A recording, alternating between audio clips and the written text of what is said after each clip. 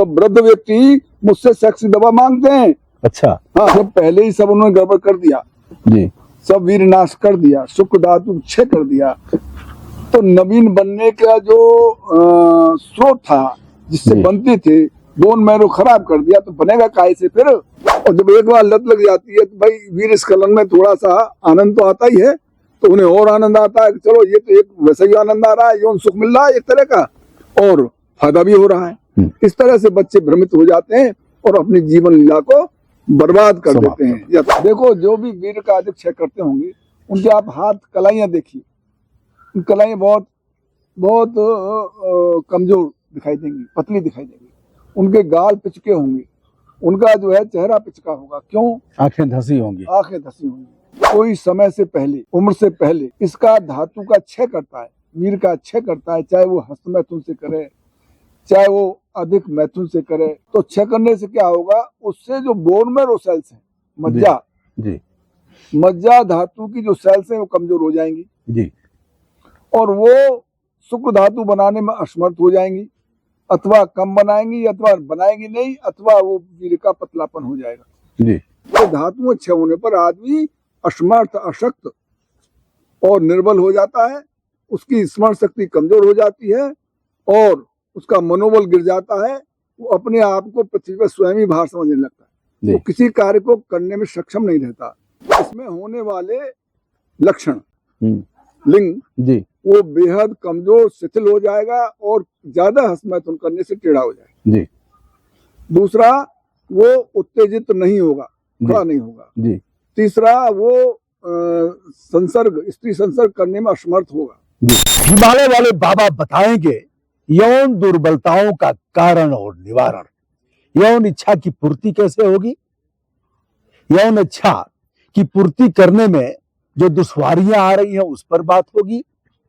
वैसे तो 50 साल की उम्र के बाद धीरे धीरे यौन इच्छाओं की पूर्ति करने में व्यक्ति असमर्थ अपने को पाता है, लेकिन कम उम्र में भी यह समस्या पैदा हो रही है। इसके लिए तमाम नीम हकीम, खतरे जान और बड़े बड़े मेडिकल की दवाइयां और प्रचार प्रसार के तहत आपने देखा है बहुत लोग ठगे जा रहे हैं और लाभ भी नहीं होता है। यह भी देखा गया है कि उन दवाओं का साइड इफेक्ट भी पड़ता है, फिर जान जोखिम में पड़ जाता है। तो आज ऐसे तमाम बिंदुओं पर हम हिमालय वाले बाबा यानी स्वामी भास्करानंद जी से बात कर रहे हैं, जो काफी लाभप्रद होगा। जड़ी बूटियों की खोज करते हैं, हिमालय से जड़ी बूटियों को ले आते हैं लगातार। यह शोध संस्थान इन विषयों पर, इसके साथ साथ कैंसर, डायबिटीज और गठिया, लीवर की बीमारी, गैस की बीमारी, ऐसे तमाम बिंदुओं पर न केवल शोध करते हैं बल्कि दवाओं का इजाद भी करते हैं। स्वामी जी प्रणाम। प्रणाम। आज का हमारा विषय कम अवस्था में, जैसे भारत में विवाह 18 साल से कम उम्र की लड़कियों की शादी नहीं हो सकती और लड़कों की उम्र 21 साल होते होते उनको मान लिया जाता है कि परिपक्व हो गए हैं और वह यौन संबंधों को चलाएंगे। परिवार टूटने के मूल में यह है कि यौन इच्छाओं की पूर्ति नहीं होती। यह भी जो तमाम केसेस जा रहे हैं न्यायालय में, हाई कोर्ट, सुप्रीम कोर्ट तक जा रहे हैं, उसमें यह है कि साहब हम चाहते हैं लेकिन इनके द्वारा सहयोग नहीं किया जाता है। यह महिला भी कहती है और यह पुरुष भी कहता है। तो एक तो यह है कि क्या यौन दुर्बलता पुरुष और महिलाओं दोनों में होती है, और होती है तो इसके कारण क्या है, निवारण क्या है? बहुत शानदार, आपने बड़ा ही जनोपयोगी प्रश्न किया है जी। इससे नौजवान बहुत ही लाभान्वित होंगे। मेरे पास अनेक इसी प्रकार की समस्याओं को लेकर लोग आते हैं और अपनी शंका समाधान करते हैं जी। आपके वीडियो के माध्यम से। क्योंकि आपका वीडियो बड़ा विस्तारवादी है जी, बहुत दूर तक जाता है और बहुत लोग आप पर विश्वास करते हैं जी, तो आपकी कही हुई बातों और हमारी बातों पर विश्वास करते हैं जी, लोग लाभान्वित होंगे जी, तो जो आपने मूल प्रश्न किया है कि ये यौन दुर्बलता होती क्यों है, जी, इस पर मैं आपको बता दूं। जी, देखिए, आम तौर से जो आदमी भोजन करता है जी अथवा किसी औषधि का सेवन करता है जी उससे रस बनता है। जी रस से रक्त, रक्त से मांस, मांस से मेद, मेद से अस्थि, अस्थि से मज्जा, मज्जा से शुक्र धातु यानी वीर्य बनता है। सबसे बाद में अंतिम सप्तम धातु है जो शरीर का सारभूत तत्व है। इसीलिए ब्रह्मचर्य की प्रासंगिकता को बताया था जी जी हमारे ऋषि मुनियों ने। हाँ। तो अब आप देखिए कि अगर कोई समय से पहले, उम्र से पहले इसका धातु का क्षय करता है, वीर का क्षय करता है, चाहे वो हस्त मैथुन से करे, चाहे वो अधिक मैथुन से करे, अथवा वो अपनी मन की वृत्तियों से हर वक्त चिंतन करने से इसको अपना करे, सिर्फ नहीं, मन की वृत्तियों से अगर मन चंचल होगा हाँ, तो फिर उसका निदान तो यही है हाँ, नुकसान वही है कि उसको क्षय करेगा। क्षय करे। और क्षय करने के अनेकानेक रास्ते हैं, वो हम बताएंगे जी। तो अब आप ये देखिए कि जब आदमी इस धातु को क्षय करेगा जी तो क्षय करने से क्या होगा, उससे जो बोन मैरो सेल्स हैं, मज्जा, जी मज्जा धातु की जो सेल्स हैं वो कमजोर हो जाएंगी जी और वो शुक्र धातु बनाने में असमर्थ हो जाएंगी, अथवा कम बनाएंगी अथवा बनाएंगी नहीं, अथवा वो वीर्य का पतलापन हो जाएगा जी और ये प्रतिलोम क्षय होगा। जी इसके कमजोर हो जाने से फिर हड्डी क्षय होगी, अस्थि। देखो जो भी वीर्य का अधिक क्षय करते होंगे उनके आप हाथ कलाइयां देखिए, उन कलाइयां बहुत बहुत कमजोर दिखाई देंगी, पतली दिखाई देंगी, उनके गाल पिचके होंगे, उनका जो है चेहरा पिचका होगा। क्यों? आंखें धसी होंगी, आंखें धसी होंगी। क्यों? कि जब बोन मैरो क्षय हुई तो उससे अस्थियां क्षय हुई, अस्थि क्षय होने से उसका जो मेद है, फैट है, वो दूषित हुआ, वो क्षय हुआ और मेद के क्षय होने से मांस क्षय हुआ और मांस क्षय होने से रक्त दूषित हुआ जी और रक्त दूषित होने से अनेकों प्रकार की बीमारियां खड़ी हुई। ये 7 जो धातु हैं, रस, रक्त, मांस, मेद, अस्थि, मज्जा, शुक्र, जी इनकी अपनी अपनी बीमारियां हैं। रस धातु में होने वाले अनेकों रोग, रक्त धातु में रक्त धातु विषाक्त होने पर अनेकों प्रकार के, ये जो 7 धातुएं हैं, जी रस, रक्त, मांस, मेद, अस्थि, मज्जा और शुक्र, जी इनके शुक्र माने वीर्य वीर्य, जी तो इनके क्षय होने पर, वीर्य के क्षय होने पर, शुक्र माने वीर्य, तो क्या है कि ये अंतिम सार धातु है और बहुत सा भोजन करने के उपरांत ये थोड़ी सी मात्रा में बनता है। जी अगर आपने मान लिया 10 ग्राम क्षय कर दिया तो ये समझ लो आपने 10 किलो खाना बर्बाद कर दिया। 10 किलो खाने खाने से मुश्किल से 10 ग्राम बनेगा जी और वो भी बहुत पौष्टिक होगा तब, और इसमें शरीर को 45 दिन का श्रम करना पड़ेगा। अच्छा, हाँ, तो उस रस, उस खाने से रस, रस से मतलब मैगी पिज्जा से और बर्गर से तो बनेगा नहीं, बनेगा ही नहीं, उल्टा बनेगा, क्षय होगा। क्षय होगा। हाँ जी तो मैं ये कह रहा था कि पित्तलोम क्षय होने पर शुक्र से आपकी बोन मैरो सेल्स, जी बोन मैरो सेल्स से अस्थि, अस्थि से मेद, मेद से मांस, मांस से रक्त और रक्त से रस विषाक्त होगा। और इन सभी धातुओं के अपने अपने रोग हैं जी जिसमें रस धातु के अनेकों रोग हैं, जी रक्त धातु के विषाक्त होने पर अनेकों रोग हैं। ऐसे ही मांस, मेद, अस्थि, मज्जा, शुक्र के अपने अपने धातुओं के रोग हैं, वो रोग पनपते हैं। जी इनका क्षय होने पर, धातुओं क्षय होने पर आदमी असमर्थ, अशक्त और निर्बल हो जाता है, उसकी स्मरण शक्ति कमजोर हो जाती है और उसका मनोबल गिर जाता है, वो अपने आप को पृथ्वी पर स्वयं ही भार समझने लगता है, वो किसी कार्य को करने में सक्षम नहीं रहता। और जहां तक आप इसकी पहचान की बात है, अच्छा, इसी में अवसादग्रस्त जब होगा तो अपनी जीवन लीला समाप्त भी कर लेगा। सुसाइड करने के केसेस बहुत आ रहे हैं जी। अच्छा, ऐसे कुछ लोग अब फोन करते हैं कि आपको आते हैं क्या कि अब हम मरने जा रहे थे, चाहे मर रहे हैं, वो चाहे कहते हैं कि न तो हमारे पास पैसा है, हाँ, और हम घर वालों को बता नहीं सकते हमने क्या गलतियां की हैं, जी, तो हमारे पास मरने के पास गलती क्या किया उन लोगों ने? वो बचपन में हंस मैथुन करते हैं जी, जो गलत सहवत मिल जाती है बच्चों को स्कूल में, कॉलेज में, तो वो फिर उन्हें हंस मैथुन सिखा देते हैं। जी, और आजकल यूट्यूब पे और जगह जगह लोग जो फर्जी डॉक्टर बन करके वो अपहरण पहन के और स्टेथोस्कोप डाल के गले में महिलाएं और पुरुष, वो ये कहते हैं कि अगर आप धातु वीर का क्षय नहीं करोगे तो आपके अंग स्वतः ही शिथिल कमजोर हो जाएंगे। मतलब वो इसका दुष्प्रभाव वो नहीं मानते और यह कहते हैं कि ऐसा करने से और भी आदमी मजबूत होगा और न करने से रोगग्रस्त होगा। अब वो पढ़ने वाले बच्चे इस बात को जानते नहीं, उन्होंने शकल सूरत देखी, डॉक्टर है डॉक्टरनी है, और कुछ बॉडी बिल्डर से भी कहलवा देते हैं जी, तो उन्हें विश्वास करने लगते हैं। फिर उनके सत्संग में जो आ रहे हैं साथ में जी, तो वो उन्हें शिक्षा देते हैं। और जब एक बार लत लग जाती है तो भाई वीर स्खलन में थोड़ा सा आनंद तो आता ही है, तो उन्हें और आनंद आता है कि चलो ये तो एक वैसा ही आनंद आ रहा है, यौन सुख मिल रहा है एक तरह का और फायदा भी हो रहा है। इस तरह से बच्चे भ्रमित हो जाते हैं और अपनी जीवन लीला को बर्बाद कर देते हैं या तो समाप्त। अब बचपन में ही उन्होंने शुरू कर दिया जी, और शुरू करने के बाद जब उनकी अवस्था 21, 22, 23, 24, 25, 26 हुई, तब तक वह पूरी तौर पर नाकाम हो गए। शारीरिक संबंध वह बनाने में असमर्थ होंगे।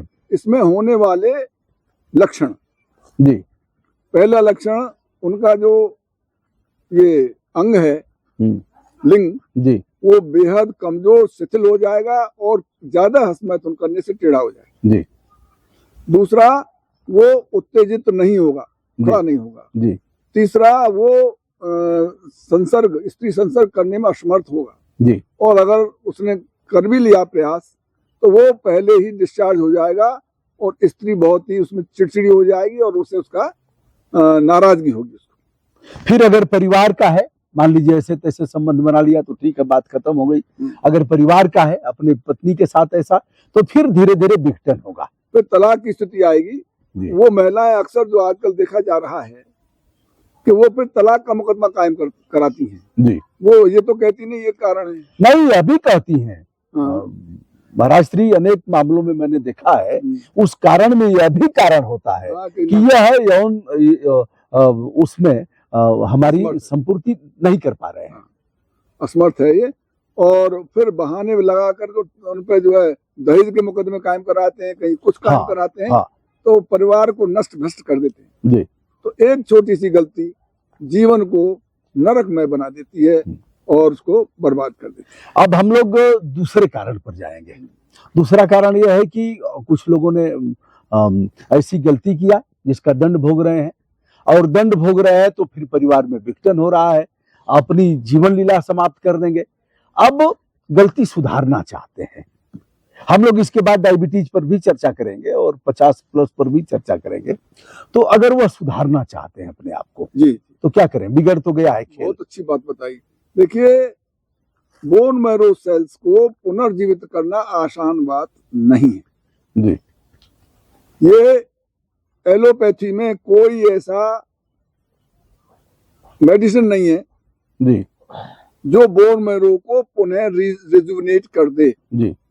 ये आयुर्वेद में ही संभव है, रिपेयर भी नहीं करेगा, रिपेयर भी नहीं कर सकता जी। अब आयुर्वेद भी बहुत जल्दी नहीं कर सकता जी, उसमें भी समय लगेगा जी। और आयुर्वेद में जब तक वाजीकरण और रसायन औषधियां नहीं दी जाएंगी तब तक वो काम नहीं करेगा जी। तीसरी बात, जो बहुत से लोग कह रहे हैं कि साहब अश्वगंधा खा लो, सतावर खा लो, सफेद मूसली खा लो और बिदारी कंद खा लो, कौच खा लो और सालम पंजा, सालम मिश्री खा लो, ऐसे बहुत और बाबाओं के यहाँ बिकता है शिलाजीत खा लो। शिलाजीत तो इससे हो जाएगा। बाबा रामदेव भी बेचते हैं खूब शिलाजीत। होने को ये ठीक है, घटक ठीक है, गलत नहीं है ये लाभ तो करेंगे लेकिन पर्याप्त लाभ करने में इनमें भी सामर्थ्य नहीं। इनके लिए जब तक आप पारा, अभ्रक, गंधक, स्वर्ण खिला करके पारे का मारण करके पारे की वो भस्म से नहीं दोगे तब तक बोन मैरो नहीं बनेगी जी। तो अब ये बड़ा कीमती मामला बन जाता है। अब स्वर्ण का भाव 85,000 रुपया तोला है जी। तो 85,000 रुपया तोला 3 गुनी अधिक कीमत की भस्म बनती है तो 2.5 लाख रुपए की 1 तोला भस्म बनी तो 20-25 हजार रुपए की 1 ग्राम भस्म हुई तो अब कोई कैसे इसे सस्ता दे देगा? अब जो स्टूडेंट हैं वो कहाँ से लाएंगे पैसा? जी। या तो चोरी करेंगे माँ बाप से, या किताब बेचेंगे, या कुछ भी करेंगे वो, तो फिर मजबूर होते हैं अपराध करने के लिए। तो ऐसे बच्चों को ध्यान रखना चाहिए कि वो इस गलत काम से विरत हो जाए। जी। अगर जो गलती कर चुके तत्काल इस आदत को जभी से जगोरे भाई तभी से सवेरा है। तो एक तो बात यह है।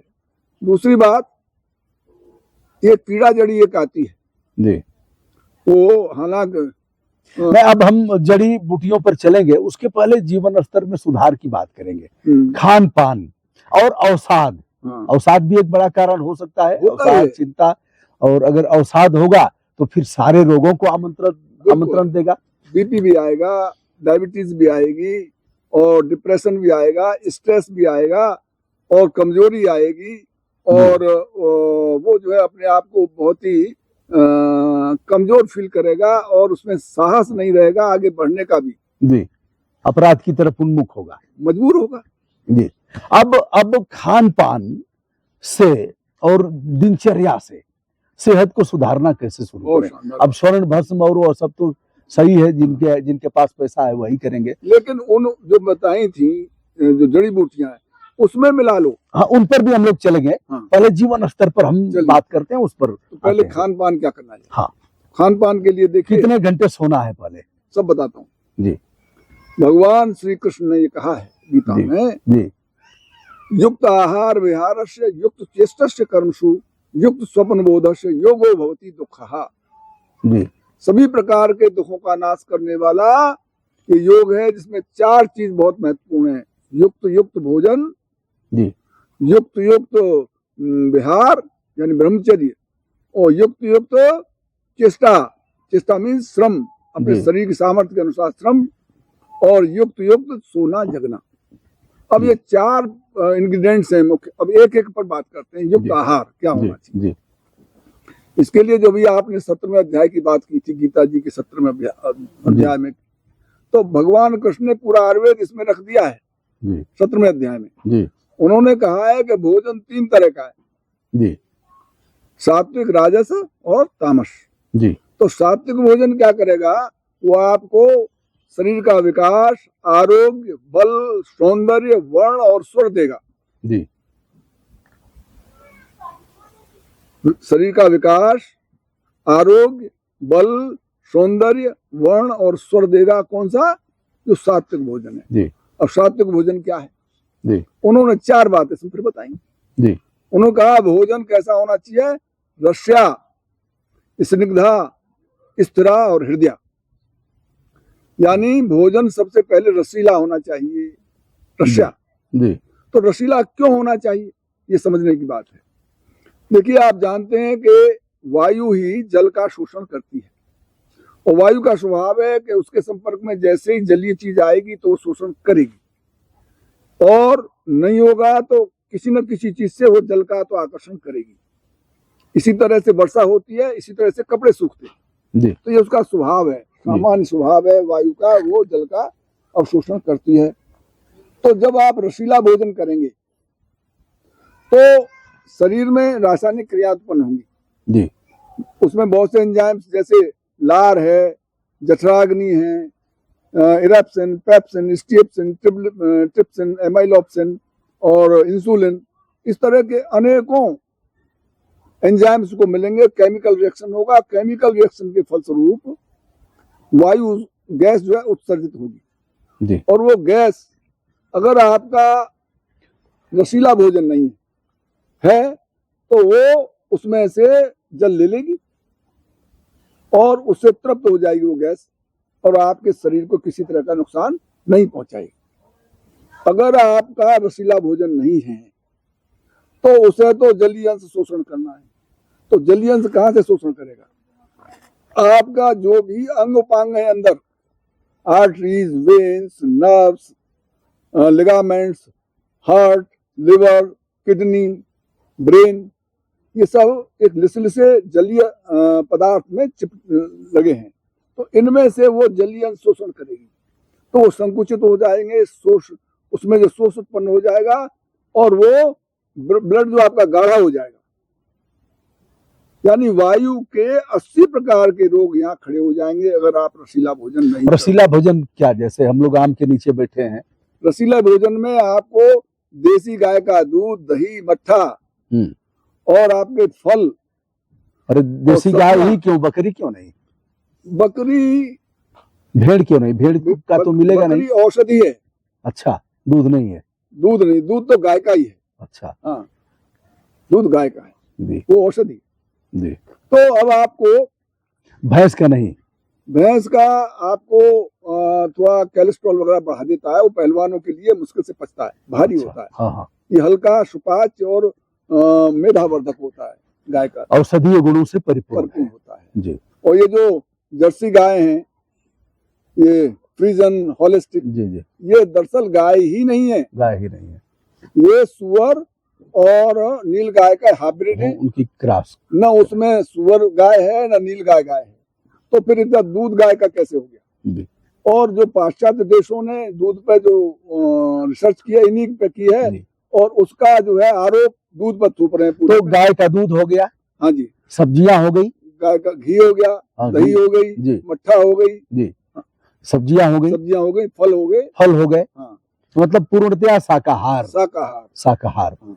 और जिनमें पोषण हो, पोषण। इसमें प्रोटीन हो, ये तो विटामिन रसीले की बात कर रहे हैं अभी हम। जी हाँ एक इंग्रेडिएंट है रसीला जी तो अगर वायु रोगों से आपको निजात पानी है जी तो आपको रसीला भोजन करना पड़ेगा जी। दूसरी बात, उनका दूसरा इंग्रेडिएंट बताया स्निग्धा। भोजन कैसा होना चाहिए? भोजन में देसी गाय का घी होना चाहिए। अब क्यों होना चाहिए? देखिए जी ये लकड़ी है जी सूखी लकड़ी, जी, अगर हम इसे मोड़ेंगे तो ये टूट गई, टूट जाएगी। अब इसे 1 महीने देसी गाय के घी में डाल दो और फिर उसे निकालो और फिर मोड़ो इसे, तो ये टूटेगी नहीं, मुड़ जाएगी। टूटेगी नहीं, मुड़ जाएगी।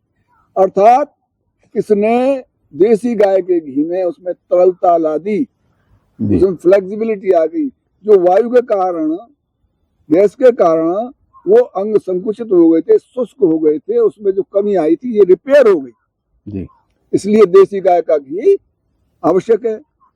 तीसरी बात उन्होंने भगवान ने कहा स्थिरा। भोजन कैसा होना चाहिए? जो अभी आप कह रहे थे, ताकत देने वाला, अपनी हड्डियों को मजबूत करने वाला और बल प्रदान करने वाला। तो उसमें प्रोटीन, कैल्शियम, ये चीजें होना आवश्यक हैं जी। तो उसमें अन्न और दालें जी, दूध, जो इसमें प्रोटीन, कैल्शियम, जी हाँ, जी हाँ। विटामिन हैं, उन सबको करना चाहिए।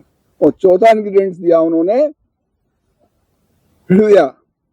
जी हृदय माने जो हृदय को लाभ पहुंचाने वाला हो, रुचिकर हो, टेस्टी हो। तो अब रुचिकर क्यों, टेस्टी क्यों? टेस्टी इसलिए कि जो आपके ग्रंथियां हैं अंदर जिनसे पाचक रस निकलते हैं, तो अगर रुचिकर है तो वो पर्याप्त मात्रा में निकल के भोजन को पचा देंगे जी।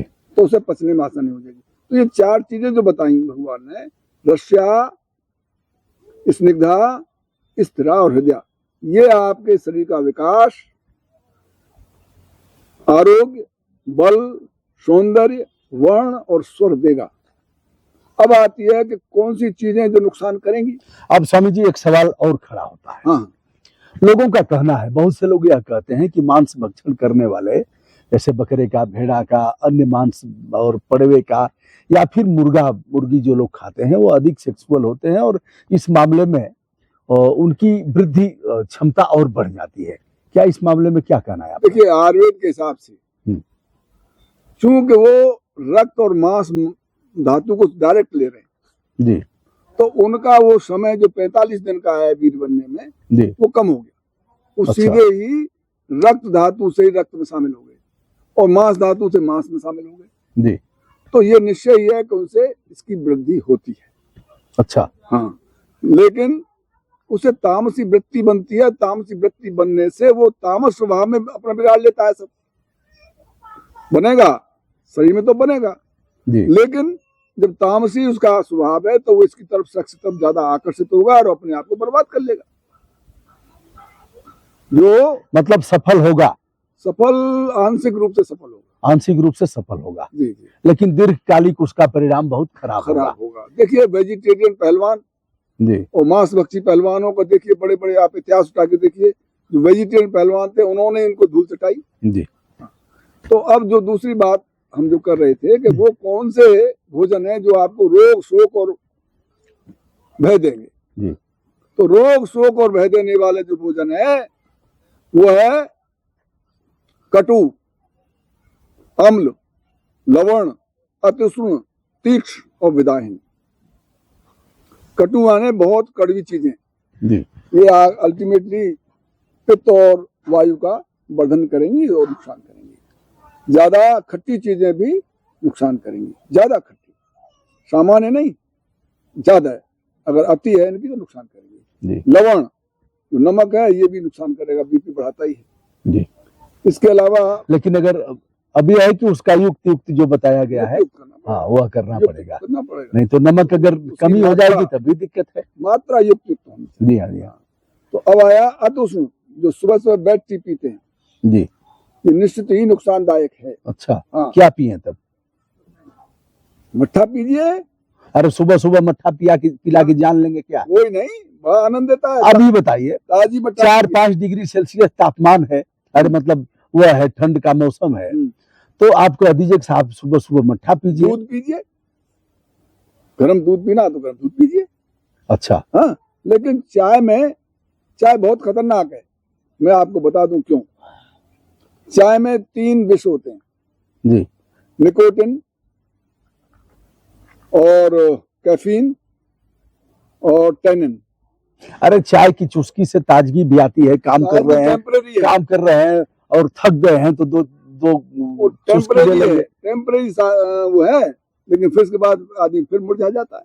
अच्छा हाँ, उसकी जो सेल्स पे बड़ा बुरा असर पड़ता है, उसकी जो है डाइजेशन बुरा असर पड़ता है। मतलब काढ़ा पिए, मट्ठा पिए जी और लस्सी वगैरह पिए, या फिर आप गिलोय का काढ़ा बना लीजिए। जो हार्ट से परेशान है, मोटापे से परेशान है, बीपी से परेशान है, वो थोड़ा सा उसमें अर्जुन की छाल डाल लीजिए, अदरक डाल लीजिए, और आप उसमें अगर हार्ट का बीमारी है तो लहसुन भी डाल लीजिए। इस तरह उन औषधियों का सेवन करिए जो रोग की हैं। जी हाँ? अच्छा, ये तमाम बाबा लोग दिव्य पेय और कौन कौन पेय सुबह सुबह लोग देते हैं? कायदे में हर मौसम के अनुसार ये पेय बनाने चाहिए जी। एक ही पेय हर मौसम पे करा, ये गलत है। जो गर्म है वो ठंड में देने चाहिए, गर्म चीजें। जी। जो ठंडी चीजें हैं वो गर्मी में देनी चाहिए। जो वात सामक हैं उन्हें जो है आप वर्षा ऋतु में देना चाहिए। तो ऋतु के अनुसार उसके घटक बदलने चाहिए। जी जी। तो एक बात रह गई कि इसके अलावा एक और बहुत खराब भोजन है। अब मांस पर हम आते हैं, जो आपने अभी कही जी। भगवान ने कहा कि एक भोजन ऐसा है जो तामसी कहते हैं जी, जो खुद तो दुख पाएगा ही पाएगा उसे करके, वो दूसरों पड़ोसियों को भी, घर वालों को भी दुखी करेगा। अच्छा, वो कौन सा है? वो है यात्यामम पूतिम गत रसम परपेशताम उच्छिष्टम अपि चमेध्यम से भोजनम तामसम प्रिय। यानी जो यात्यामम कहते हैं अंकुरित, जी, स्प्राउट कहते हैं जिन्हें, अंकुरित अन्न नहीं खाना चाहिए। अच्छा, हाँ, नहीं तो आप खा के देखो, आपको एसिडिटी गैस बनेगी। लेकिन अन्न नहीं खाना चाहिए, अंकुर खाना चाहिए। अच्छा, जो अंकुर हुआ है उसके टिप को काटिए अलग से कैंची से, उसको खाइए। अरे उसमें तो जो अन्न है वो तो मर चुका, डेड बॉडी है उसकी डेड बॉडी को क्यों खा रहे हो आप? जो उसका जीव भाव है वो तो ऊपर टिप पे है, और टिप में एक म्यूसिन नाम का एंजाइम होता है जो आपकी शरीर की वृद्धि में काम करता है। तो अनेकों रोगों की दवा भी है और ये बहुत अच्छी चीज है। तो इंडिया में लोग इसको जानते ही नहीं। अंकुरितन, अरे उस डेड बॉडी खा रहे हैं, उस अंकुर को नहीं खा रहे हैं जी। अंकुर खाना चाहिए, न कि उसकी डेड बॉडी जी। तो अंकुरित यानी कच्चे अन्न, कच्ची ये भीगे हुए अन्न और भीगी हुई दालें नहीं खानी चाहिए जी। क्यों? आप देखिए, अन्न को आप गाय बैल भैंसों खिला दीजिए, उनके गोबर में निकल जाती है, वो नहीं पचा पाते, आप कैसे पचा लोगे?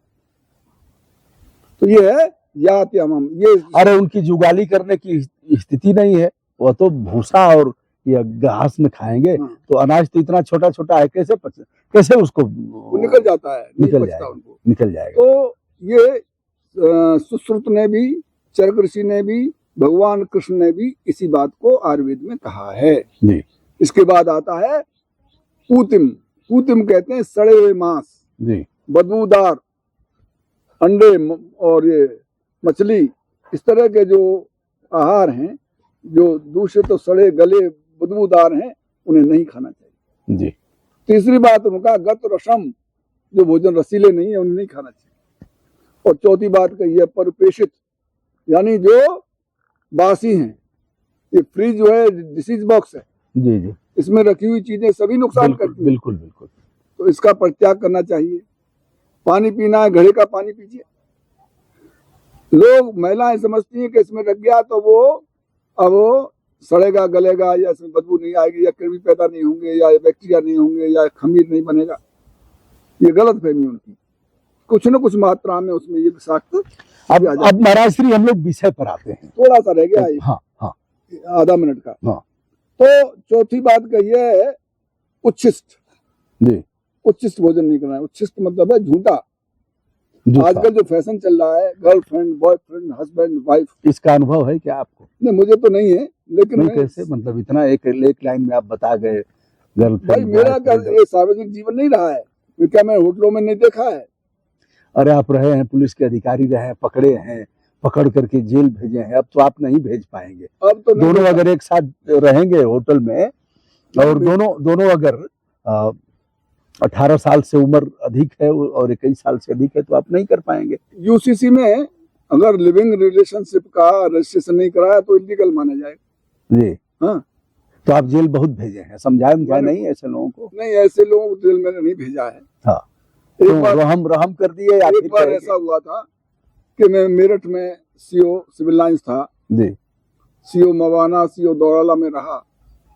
तो वहाँ एक कंपनी गार्डन है जी तो एक दिन शाम को गई उसमें घूमने, जी तो देखा वही पेयर्स बैठे, जी लड़के लड़कियां कॉलेज की, नए नए लड़के नई लड़कियां आके वहाँ वो गलत हरकतें कर रहे थे। जी। तो उसने उनको कूटना शुरू किया। अच्छा।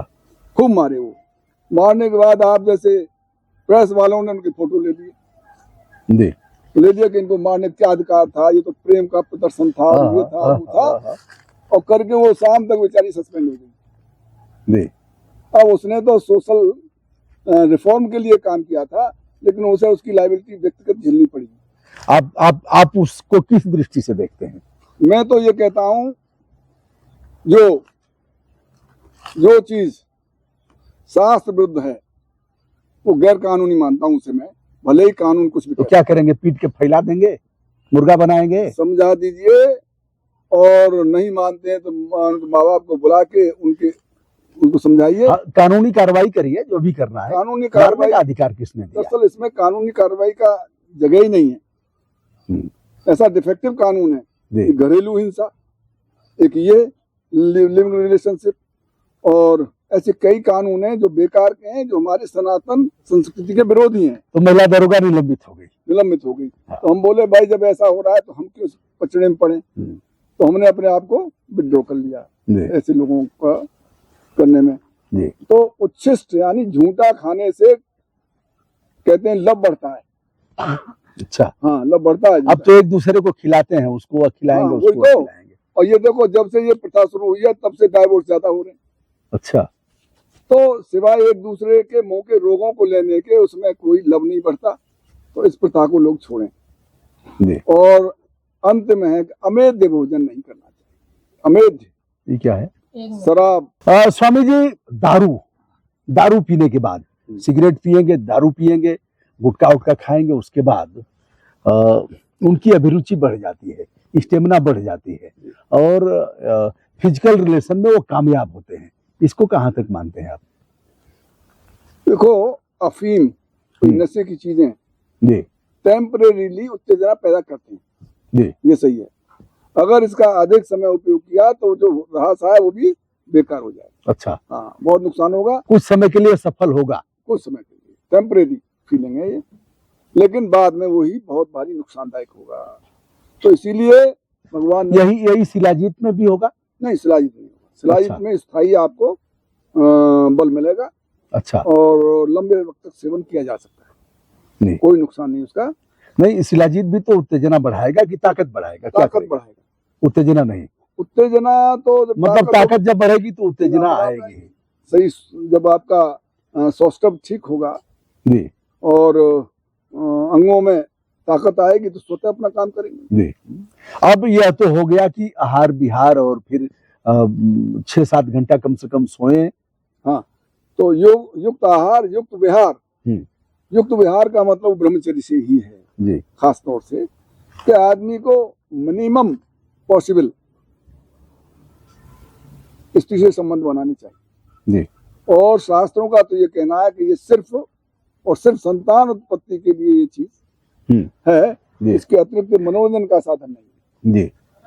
और इसमें भी इतनी बाध्यताएं दी है उन्होंने कि कुछ तिथियां बता दी, इन तिथियों को नहीं करना चाहिए, जो उसका पीरियड टाइम है उसे नहीं करना चाहिए, 6 महीने अगर गर्भ है इसके बाद नहीं करना चाहिए जी। इसके बाद जो तिथियां हैं, जो पुण्य तिथियां हैं, उनमें नहीं करना चाहिए। तो बहुत मिनिमम मौका इस काम के लिए। चल, मेडिकल साइंस क्या कहता है, कितने दिन पर? मेडिकल साइंस तो रोजाना के लिए मना नहीं कर रहा है। अच्छा। लेकिन एक ऐसे ही किसी ने पूछा किसी वैद्य से कि वैद्य जी ये सेक्स कितने दिन में करना चाहिए, तो वैद्य जी ने कहा कि भाई जीवन में 1-2 बार कर लो, उसके ऐसे तृप्ति न हो तो 10 साल में कर लो, उसके इससे तृप्ति न हो तो 1 साल में कर लो, इससे तृप्ति न हो तो 6 महीने में कर लो, इससे तृप्ति न हो तो 1 महीने में कर लो, इससे तृप्ति न हो तो कफन बांध लो सिर से और रोज करो, जब जाओ दिन करो। तो जैसे मरना ही है, इसी में जीना है, उसे कीड़ा ही बन के जीना है। अरे इस खाल का क्या पीटना, क्या रखा है इसमें, टट्टी पेशाब में अपने अंगों को डाल रहे हो तुम। इस उम्र में न बोल रहे हैं आप, जब यह पकी पकी दाढ़ियां हो गई, मुझे अफसोस होता है। सारा जीवन जी लिया आपने, तो अब आप ज्ञान बांटेंगे, कहेंगे कि इसमें क्या रखा है। आप ताजुब करेंगे, मेरे पास 60, 65, 70 साल के मतलब वृद्ध व्यक्ति मुझसे सेक्स दवा मांगते हैं। अच्छा। हाँ, युवाओं को तो छोड़िए, और आजकल 25 वर्ष से नीचे के लोग तो बर्बाद ही हो चुके हैं। 60-65 साल से ऊपर के लोग कहते हैं। हाँ, कहते हैं। मैं उन्हें समझाता हूँ भाई कितने बच्चे हैं तुम्हारे, के साथ 4 बच्चे हो गए, किसी के 3 हो गए, किसी के 2 हो गए, कि और बच्चों की जरूरत है कि नहीं, कि तो फिर क्या करेगा इसका। अरे तेरा जो काम था वो पूरा हो गया, इसमें क्यों जी रहा है अपना आध्यात्मिक जीवन जीना। लेकिन नहीं मानते कि नहीं साहब, मन नहीं मानता है साहब, हमें तो दवा चाहिए।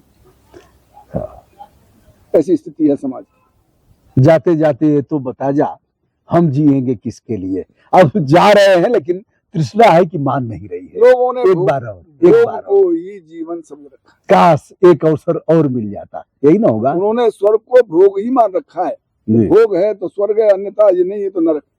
तो क्या करते हैं, दवा उनको बताते हैं, देते हैं, क्या करते दवा बताते भी हैं। हाँ। और देते भी हैं। हाँ। कि बेटा जब नहीं मानोगे तो लो। हाँ। मरना ही है तो मरो। अच्छा। अब दोस्तों हम आते हैं दवाओं पर। विशेष रूप से उनकी चिंता हमें है जो यह जीवन भोग नहीं पाए, अनेक कारणों से उनका जीवन एक तरह से बर्बादी के कगार पर पहुंच गया, आत्महत्या करना चाहते हैं, लेकिन उन्हें यह जीवन जीने का अवसर कैसे मिले इसकी चिंता करना हम सभी का दायित्व है, और वह सुधर जाए इसका।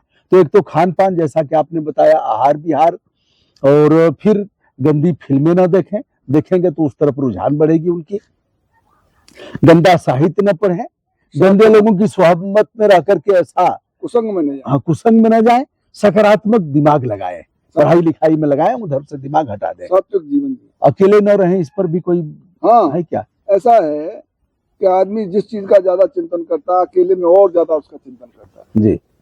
तो मूर्खों के लिए एकांत बहुत खतरनाक है, और विद्वानों के लिए उससे ज्यादा सुखदायक कोई चीज नहीं। जी, उसी एकांत में वो सुख खोजेगा। वो भोग में सुख समझ रहा है तो उसी में चर्चा बार बार सोचेगा और अपने आप को बर्बाद कर लेगा, जी। फिर उन्हीं गलत आदतों में फिर पड़ जाए। जी, खान पान में क्या, खान पान में तो हो गया ठीक है, पौष्टिक और स्वास्थ्यवर्धक चीजें लेगा, शरीर में ताकत आएगी तो फिर उसे भी संपादित कर पाएगा। अब दवाओं में क्या है, जैसे जड़ी बूटियों में क्या है, दवाओं में क्या है कि जिससे उसके खान पान के बाद भी नहीं सुधर रहा है। स्वामी जी, हमने ऐसे लोगों को भी देखा है, हमसे भी बात करते रहते हैं लोग, तमाम मामलों को सुलझाता भी हूं। ऐसे भी मामले आए हैं कि पति पत्नी के बीच यौन दुर्बलताओं के कारण ही दुराव बढ़े और कोर्ट केस हुआ। तो क्या ऐसी दवाएं आयुर्वेद में है जिसकी वजह से खान पान बहुत मोटे तगड़े हैं, ठीक ठाक है, और वहां से गायब है पूरी तौर पर, वो अक्षम है, अपने आप को अक्षम पाते हैं? ऐसी दवाएं हैं जी। लेकिन देखिए, जो आजकल ग्लोबल वार्मिंग और पॉल्यूशन फैला हुआ है जी, इससे प्रभावित ये जड़ी बूटियां भी नहीं, मतलब अछूती नहीं, जी, ये प्रभावित है। जी, तो जो मतलब वो गुणवत्ता नहीं होगी, गुणवत्ता नहीं है, और रासायनिक खादों को डाल करके यदि जड़ी बूटियां तैयार की जाती हैं तो गुणवत्ता विहीन होगी। पॉल्यूशन मिल रहा है ज्यादा, जी, तो उससे वो विषाक्त हो रही है, उनमें वो ताकत नहीं है। जी, तो इसलिए अब हमें फिर दो चीज बचती है, काष्ठ औषधियां, भस्में और फिर रसायन, जी, पारे की चीज। जी, तो हमने जो अब तक का अनुभव हमारा ये है कि जब उन्हें जड़ी बूटियां मात्र देते हैं तो उससे कोई बहुत विशेष लाभ नहीं होता। जी, भस्में दूषित हैं क्योंकि मानकों पे खरी नहीं उतरती, वो लोग उन्हें उस स्तर की बनाते नहीं। अच्छा, बहुत से लोग खान पान में आहार विहार में नियंत्रण करके भी तो ठीक हो सकते हैं, हो सकते हैं लंबे समय तक। हाँ, अगर मतलब आधार यही है कि ठीक करें और धीरे धीरे वह। लेकिन आप मुझे बताइए, इस आम के पेड़ से जी, आप कच्चा फल तोड़ लेंगे तो इसे पकाएंगे कैसे आम पे?